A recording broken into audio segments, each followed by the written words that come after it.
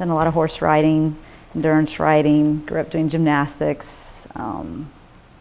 Just have had a really active lifestyle.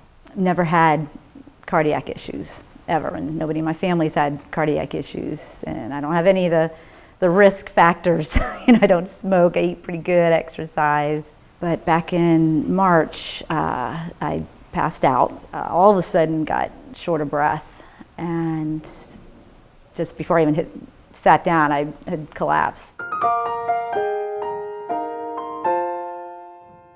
It really happened all of a sudden. I think my heart rate was at 150 and it jumped to like 162, and I was like, okay, something's wrong. And they, of course, are watching my EKG and they're recognizing that something's wrong. I was going into cardiogenic shock.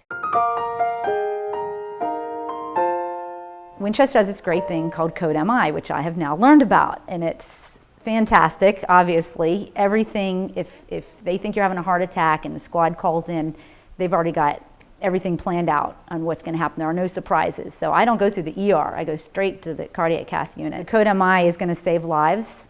I did not suffer any heart damage because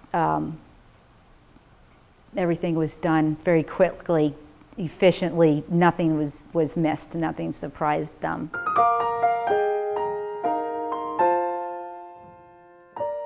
Usually in your heart you have two major blood vessels, your right and your left. They come off the aorta. So they could access the right side and everything was normal, but they couldn't access the left side, and it ends up the left side came out underneath the right one, did a 90-degree turn between the aorta and the pulmonary, and it kind of did a torque and went down, and it was mimicking an over 95% occlusion. So I don't have coronary artery disease, I don't have clogged arteries, but I was born with this, they call it an anomalous origin.